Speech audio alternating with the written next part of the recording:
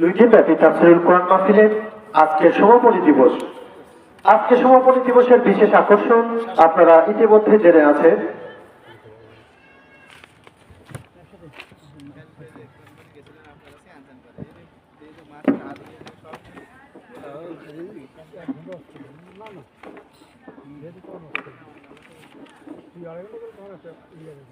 বিশেষ আকর্ষণ আপনারা ইতিমধ্যে অবগত আছে, সারা বাংলার আলোড়ন সৃষ্টিকারী ইসলামিক সাংস্কৃতিক স্কলার সমন্বয় সাহিত্য সংসদ কর্তৃক আয়োজিত মনোজ্ঞ ইসলামিক সাংস্কৃতিক অনুষ্ঠান।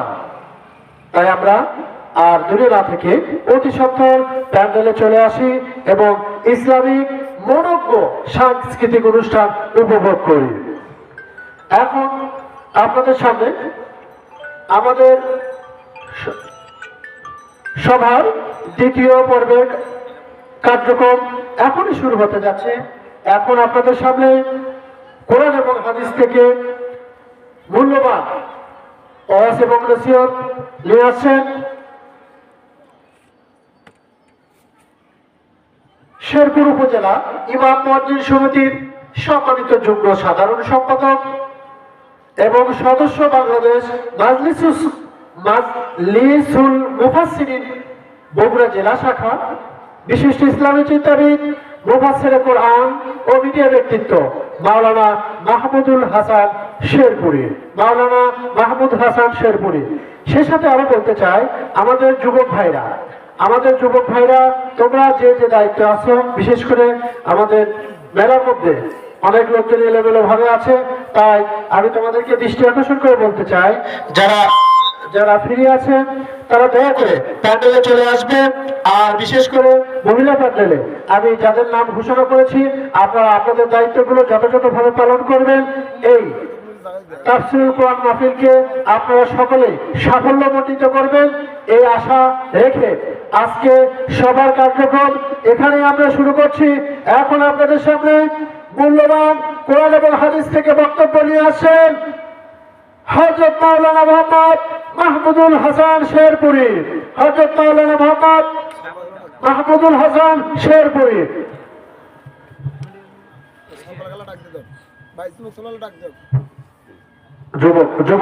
বিশেষ করে যুবক ছেলে পেলে তোমরা যেখানে থাকো না ওখানে তোমরা সবাই প্যান্ডেলে চলে আসো, তোমাদের বিশেষ প্রয়োজন। সাব্বির তোমার গ্রুপ সহ যারা সবাই বাইরে আছো, তোমরা অতি শীঘ্রই প্যান্ডেলে চলে আসো।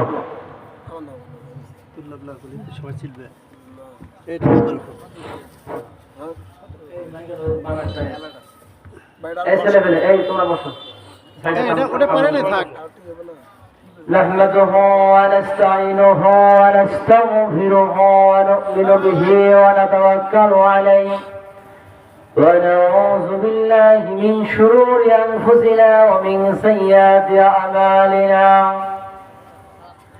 من يهد الله فلا مضل له ومن يضلله فلا هادي له. نشهد أن لا إله إلا الله وحده لا شريك له ونشهد أن سيدنا وسندنا وحبيبنا ومولانا محمدا عبده ورسوله الذي أرسله بالحق بشيرا ونذيرا وداعيا إلى الله بإذنه وسراجا وقمرا منيرا. সবাই আমার সাথে পড়েন আউযু বিল্লাহি মিনাশ শাইতানির রাজিম. বিসমিল্লাহির রহমানির রহিম. لئن شكرتم لأزيدنكم ولئن كفرتم إن عذابي لشديد. زوري بلغ الله أكبر. إن الله وملائكته يصلون على النبي يا أيها الذين آمنوا صلوا عليه وسلموا تسليما সবাই محبت اللهم صل على سيدنا مولانا محمد وعلى آل سيدنا شفيعنا محمد কোথায় রইলেন দয়ার নবীজি ও আপনার উম্মতকে বলিয়া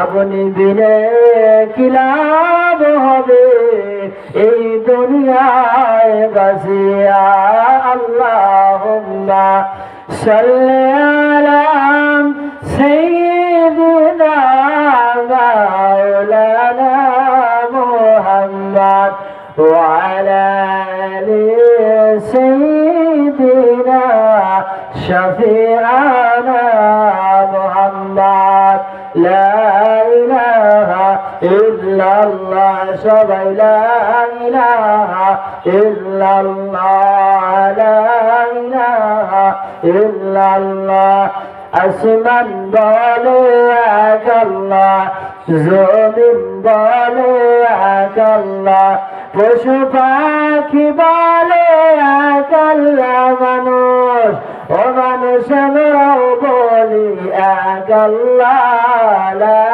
ইলাহা ইল্লাল্লাহ লা ইলাহা ইল্লাল্লাহ লা ইলাহা ইল্লাল্লাহ মুহাম্মাদুর রাসূলুল্লাহ সকলেই বলেন সাল্লাল্লাহু আলাইহি ওয়াসাল্লাম জান্নাতুল বাকি কবরস্থানের উদ্যোগে 2 দিনব্যাপী বাৎসরিক তাফসীর মাহফিলের সমাপনী দিনে শেষ রজনীতে সভাপতিত্ব করবেন আলহাজ মোহাম্মদ মোর্শেদ আলী শেখ, বিশিষ্ট শিক্ষাবিদ, অবসরপ্রাপ্ত শিক্ষক ও বিশিষ্ট সমাজসেবক অত্র এলাকা। দোয়া করে আল্লাহ রাব্বুল আলামিন আজকের মাহফিলের সভাপতি সাহেবকে ইসলামের জন্য কবুল করেন বলেন আল্লাহুম্মা আমিন। আমি এর আগেও বলেছি যে মোর্শেদ আলী সাহেব এনার এই নামটা আমার নানার নাম। নানা 2012 সালে মারা গেছে। আলহাজ উনিও হাজ সাদি সাহেব নামের সাথে শেখ গোষ্ঠী সব মিল আছে। এই লোকটা আছে নাকি? আমার মনে হচ্ছে এটাই আমার নানা। আমার খুব ভালো লেগেছে যে আল্লাহ রাব্বুল আলামিন যেটা নানার নামে নাম উনিও নানা কি বলেন। দোয়া করি আল্লাহ রাব্বুল আলামিন মোর্শেদ আলী শেখকে আল্লাহ তাআলা দীর্ঘ নেক হায়াত দান করুন। সকলে আল্লাহুম্মা আমিন। আজকের মাহফিলের সম্মানিত প্রধান অতিথি অত্র এলাকার কৃতি সন্তান, সিনিয়র সহকারী সচিব, বিশিষ্ট শিক্ষাবিদ এস.এম. জামাল আহমেদ, এনজিও বিষয়ক ব্যুরো প্রধান উপদেষ্টার কার্যালয় ঢাকা। বিশাল পোস্টে আছে, প্রায় ইউএসের কাছাকাছি। জানেন খবর জানেন আপনারা। দোয়া করি আল্লাহ রাব্বুল আলামিন ভাইজানকে আরো সম্মান বাড়িয়ে দিন বলেন আল্লাহুম্মা আমিন। বিশেষ করে আপনাদেরকে আলোচনা করে ধন্য করেছেন, ধন্য করবেন আমার প্রিয় ভাই মাওলানা আব্দুস সামাদ আজাদী। বিশাল কণ্ঠের দিকের কি বলেন, আপনাদের প্রাণ খুলে আলোচনা করবেন। আল্লাহ রাব্বুল আলামিন আমার ভাইজানের কণ্ঠটাকে বিশ্বের জন্য কবুল করবেন আল্লাহুম্মা আমিন। আমি আপনাদের সামনে কোরআনুল কারীমের ছোট্ট একটি আয়াতের অংশ বিশেষ তেলাওয়াত করেছি। আল্লাহ তাআলা বলেন সূরা ইব্রাহিমের 7 নম্বর আয়াতে, লা ইন শাকারতুম লা আযিদান্নাকুম ওয়া লা ইন কাফারতুম ইন্না আযাবি লাশাদীদ। বান্দা, আমি তোমাদেরকে অসংখ্য নিয়ামতগুলো দান করেছি। এই নিয়ামতগুলো পাওয়ার পরে তোমরা যখন আমার নিয়ামতের শুকরিয়া আদায় করবে, আমি আর আল্লাহ বাড়াই দেব। আর যখন না শুকরিয়া করবে, আমি তো সব ছিনে নিবই। কিয়ামতের ময়দানে সবচাইতে কঠিন শক্ত আযাবে গ্রেফতার করব। নাজুবিল্লাহ বললেন না? এখন নিয়ামত কি জিনিস একটা বোঝেন। শুধু রেজেকটা নিয়ামত না, আপনি সুস্থ আছেন এটা একটা বিশেষ নিয়ামত। কারণ অসুস্থ যখন আপনি হয়ে যাবেন, দেখবেন আপনার আত্মীয় স্বজনগুলো বড় বড় মিষ্টি নিয়ে এসেছে, এশিয়ার গোবরের এশিয়ার সবচেয়ে দামি মিষ্টি, মুখের ভিতরে দিলে আর স্বাদ লাগে না। অসুস্থ হয়ে গেলে কিন্তু আর রুচি থাকে না। 2 নাম্বার, আপনি যখন মৃত্যু সজ্জায়, সারা বছর আপনার খবর নাই। আপনার আত্মীয় স্বজন, এমনও আত্মীয় স্বজন আছে মারা যাওয়ার সময় নিয়ে এসে তখন কি আর মুখের ভিতরে যায় বলেন, এক দিতে দিলে আর দিতে বের হয়ে চলে যায়। তার মানে আপনার রেজেক আল্লাহ তুলে নিয়েছে, আপনার নিয়ামত আর ভিতরে নাই, হাত কাজ করবে না, পা কাজ করবে না, একবার আপনি শুয়ে আছেন। এখান থেকে তো আল্লাহ তাআলা আমাদেরকে কঠিন শীতের ভিতরে আল্লাহর কোরআন শোনার জন্য তৌফিক দান করেছে। এই জন্য কি সুবহানাল্লাহ বলা, আলহামদুলিল্লাহ বলা যাবে? জোরে সরে বলেন আলহামদুলিল্লাহ। কারণ শীতের ভিতরে সব ডবল, গরমের সময় সব অর্ধেক, এই সময় কষ্ট বেশি, সব বেশি। আল্লাহ তাআলা আমাদেরকে কবুল করুন বলে আল্লাহুম্মা আমিন। মুসলমান ভাইরা আমার, আল্লাহ তাআলা বলে, বান্দা তোমরা যদি আমার নিয়ামত পার করেন, নিয়ামতের শুকরিয়া আদায় করো, আমি আল্লাহ রব্বুল আলামিন তোমাদের নিয়ামতকে বেশি বেশি বাড়াই দেব। আর যদি না শুকরিয়া আদায় করো বান্দা, তোমাদের নিয়ামত গুলো আমি আল্লাহ তাআলা কেড়ে নেব, ছিনাই নেব। জোরে বলা যাবে কি নাউজুবিল্লাহ? শুধু তাই নয়, কিয়ামতের কঠিন মুসিবতের দিনে সব চাইতে বিপদগ্রস্তের কাতারে তোমরা দাঁড়িয়ে যাবে, তোমাদের দাঁড় করে দেওয়া। আমার ভাই, এই জন্য আল্লাহর নিয়ামত পার করে যখন বান্দা নিয়ামতের শুকরিয়া আদায় করে, আল্লাহ রব্বুল আলামিন সব চাইতে বেশি খুশি হয়। বলেন সুবহানাল্লাহ। দেখেন, নিয়ামতটা এমন একটা জিনিস, আল্লাহ রাব্বুল আলামিন আমাদেরকে সৃষ্টি করেছে। আমাদের মুখের কাঠিন কি সবার সাথে মেলে? বাংলাদেশে এবার সরকার হিসেবে 12 কোটি ভোটার, 12 কোটি পার হয়ে গেছে, উপরে কিছু আছে। এখন এই 12 কোটি ভোটার যারা হয়েছে, সবার আমরা স্ক্যান করেছি কিনা? আঙুলে টিপ দিলে বাবাজি, প্রত্যেকটা মানুষের হাতের এই টিপদের কার্ড আলাদা আলাদা, কারোর সাথে কারো মিল নাই, সব কম্পিউটার ধরা পড়ে যায়। যারা পাসপোর্ট করে বিদেশে হজ করতে যাচ্ছে, বিভিন্ন রাষ্ট্রে যায়, আল্লাহ তাআলা সব মানুষের এই মুখের কাঠিন আল্লাহ তাআলা মানুষের অল স্ট্রাকচার বডির ভিতরে 5টা জিনিস আমার আল্লাহ নিজের হাত দিয়ে বানাইছেন। এই জন্য যে এটার সাথে কারো জানে মিলে যায় না, মিলে গেলে বিবাদ আছে। কেমন করে? আপনার বউ বাড়িতে আছে, আপনার বাড়িতে নাই। এখন বাড়িতে একজন চমকের মা উঠতো, যখন দরজা খুলে দিব, দিয়ে দেখো কি ব্যাপার, চেহারার সাথে এক মিলে গেছে, কিন্তু ঘরের মধ্যে কি ব্যাপার, এই লোকটা আমার না, এই গল্প হবে কিনা? তার কার বউকে নিয়ে গেলে ঘিরি মেলে নেই আমরা, কি বলে খুব মুসিবত হয়ে গেলে। 2 নাম এটা আল্লাহ তাআলা বানাইছে। 2 নাম্বার কণ্ঠ, হয়তো কারো কণ্ঠ অন্য কোনো বক্তা নকল করে, কিন্তু সব পুরো ঢুকি পারে না। আল্লাহ তাআলা কণ্ঠগুলো স্পেশাল আল্লাহ নিজে দিয়েছেন। কারণ আপনি ডাক দিয়ে অমুকের আম্মা ওঠো, যে দরজা খুলে দিব, দেখবো কি লোকটা আমার না, কণ্ঠে কি বলেন, সব চুরি করে নিয়ে গেলেন। সব ডাক দিচ্ছে, আপনি দরজা খুলে দিচ্ছেন, ডাকাতি করে মালামাল সব নিয়ে গেলেন। এই জন্য আল্লাহ জানে, বান্দা তোমার 5টা জিনিস আমি নিজে হাতে দেবো। এই 5টা জিনিস আমার 2টা চলে গেল, আর 3টা আছে, তাই না? যদি সময় পেয়ে বলবো। মুসলমান ভাইরা আমার, সূরা রহমানের ভিতরে আপনি তাকায় দেখেন, প্রত্যেকটা কোরআন শরীফের সূরার ভিতরে এক একটা 2বার থেকে 3বার বলা আছে, যাকে মুসাব্বার আয়াত বলে। আমার ভাই হাবেজ সাহেব, তাকে মুসাব্বার আয়াত বলার মানে ডবল দেওয়া আছে। কিন্তু সূরা রহমানের ভিতরে আল্লাহ তাআলা এমন একটি আয়াত নাযিল করে দিয়েছেন গো, যে আয়াতে 31 বার বলা আছে। জোরে বলেন সুবহানাল্লাহ। আল্লাহ তাআলা বলেন, ফাবি আইয়ি আলা রাব্বিকুমা তুকাযযিবান। জোরে বলেন আল্লাহু আকবার। আমি আল্লাহ রাব্বুল আলামিন তোমাদেরকে এত নিয়ামত দান করেছি বান্দা, কোন কোন নিয়ামতকে অস্বীকার করবা? পরিপূর্ণভাবে তোমাদের আমি দিয়েছি। তোমরা যদি আল্লাহর কোরআনটা এরকম করে মানতে পারো, আমার কোরআন অনুযায়ী জিন্দেগি পরিচালনা করতে পারো, আমি আল্লাহ রাব্বুল আলামিন দুনিয়াতে শান্তি, মারা যাওয়ার পরে কবরটা আমি আল্লাহ জান্নাতের বাগান বানিয়ে দেব। জোরে বলেন সুবহানাল্লাহ। আল্লাহ রাব্বুল আলামিন বলেন, ইন্নাদ দীনা ইনদাল্লাহিল ইসলাম। জোরে বলেন আল্লাহু আকবার। আমি তোমাদের জন্য কোরআনুল কারীমে কমপ্লিট কোড অফ লাইফ হিসেবে নাযিল করেছি পূর্ণাঙ্গ জীবন ব্যবস্থা। ইসলাম হলো পূর্ণাঙ্গ জীবন ব্যবস্থা। যতগুলো ধর্ম আপনি পৃথিবীর ভিতরে দেখেন না কেন, প্রায় 228টির মতো রাষ্ট্র আছে, বিভিন্ন ধর্মের লোক আছে কিনা বাবাজি? যদি ইসলাম, যদি আল্লাহর বান্দারা কোরআনুল কারীম মানে, ইসলাম যদি মানে, আল্লাহ তাআলা সবচাইতে বেশি খুশি হয়ে যায়। বলেন সুবহানাল্লাহ। আর ইসলাম যদি আপনি না মানেন কি হবে?